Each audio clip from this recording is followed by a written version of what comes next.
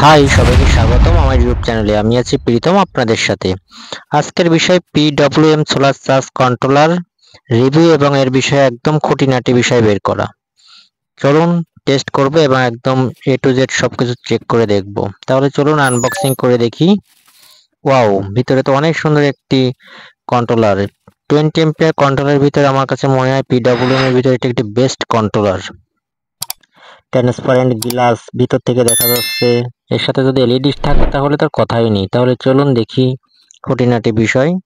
সব কন্ট্রোলারের মতন এটাও কানেকশন সেম টু সেম, একই কানেকশন, কিন্তু এই গ্লাসটা দেখতে অনেক অনেক সুন্দর। তাহলে চলুন একটি কানেকশন দিয়ে দেখি যে আসলে ডিসপ্লেটা কেমন দেখতে এবং শো করে কিনা। আমার কাছে 12 ভোল্টের একটি লাইন আছে, সেটা আমি এখন দিয়ে দেবো। ব্যাটারি প্লাসে প্লাস এবং মাইনাসে মাইনাস কানেকশন, অবশ্যই এটি দেখে দিবেন।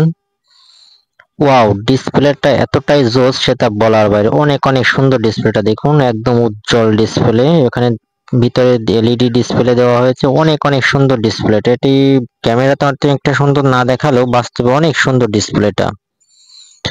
এবার চলুন ব্যাটারি কানেকশন করে দেখি। ব্যাটারি কানেকশন করলাম, এর সুন্দর মতো চার্জও করছে। 14 ভোল্টে সে আউটপুটিং চার্জ করছে।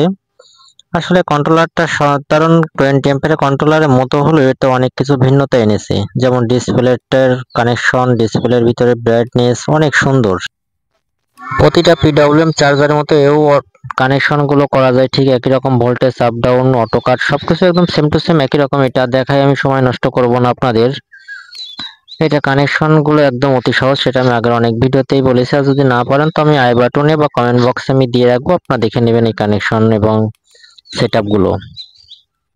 এরই সাথে আরেকটি বিষয় খুবই গুরুত্বপূর্ণ, এর ফিনিশিংটা একদম 100-এ 100 দেওয়ার মতো একেবারে। ইউএসবির ওখানে যে পোর্টের ফিনিশিং, আদার্স যে ফিনিশিং গুলো একদম 100-এ 100% দেওয়ার মতো, একদম সুপার ফিনিশিং যাকে বলা যায়।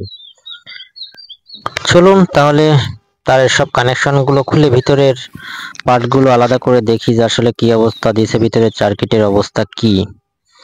চলুন এবার পিছনে একটি ভালো মানের একটি দেওয়া আছে ব্যাক প্যানেল। সেই ব্যাক প্যানেলটা আসলে খুবই শক্তপোক্ত, আমি আগে দেখছিলাম। চলুন তাহলে ব্যাক প্যানেলটি খুলে দেখি যে আসলে কতটা মজবুত। এখানে 4টি স্ক্রুর দ্বারা পিছনের ব্যাক প্যানেলটি সেট করে রাখা হয়েছে। তাহলে চলুন 4টি স্ক্রু আমি মেশিনের দ্বারা খুলে নিই।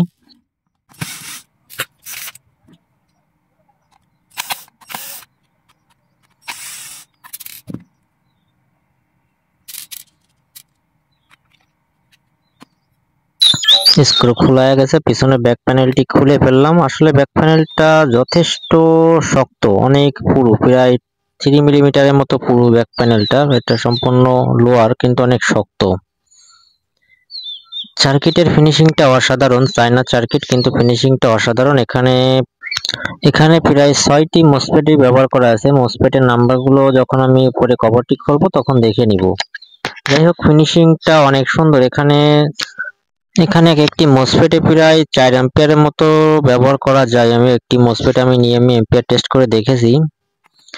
উপরে ব্যাক প্যানেলটিও খুলে ফেললাম, দেখা যাক দেখি ভিতরের উপরে পার্টের সার্কিটে কি আছে। চলুন তাহলে দেখি। ফিনিশিংটা চারপাশ থেকে অনেকটা সুন্দর করে করেছে। এখানে ডিসপ্লে 2টি এলইডিও লিড ব্যবহার করেছে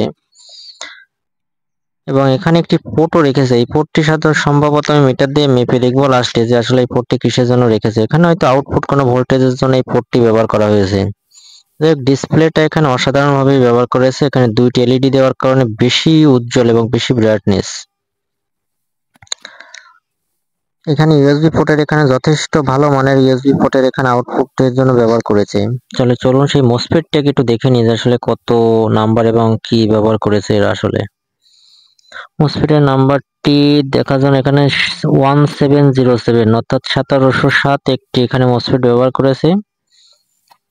যাই হোক, ফিনিশিংটা অসাধারণ দিয়েছে এরা, নিলে নিতে পারেন। আমাদের কাছে অজস্র পরিমাণ এই ধরনের কন্ট্রোলার আছে, তবে আমি খুলে টুলে ব্যবহার করে যা বুঝলাম এটা অনেক সুন্দর। পিডব্লিউএম কন্ট্রোলারের ভিতরে যথেষ্ট ভালো মানের একটি কন্ট্রোলার।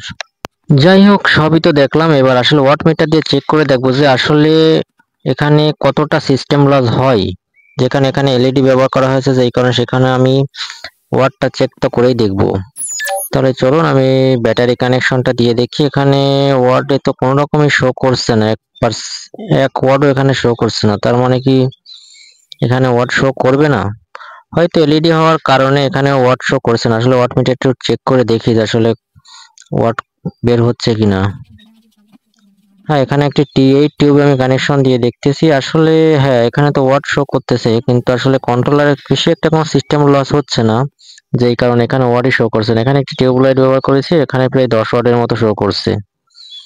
যাই হোক, এটা সিস্টেম লসের কোনো সম্ভাবনাই নেই। যাই হোক, কন্ট্রোলারটি অনেক বড়। পরবর্তী কোনো ভিডিওতে দেখা হবে। ধন্যবাদ।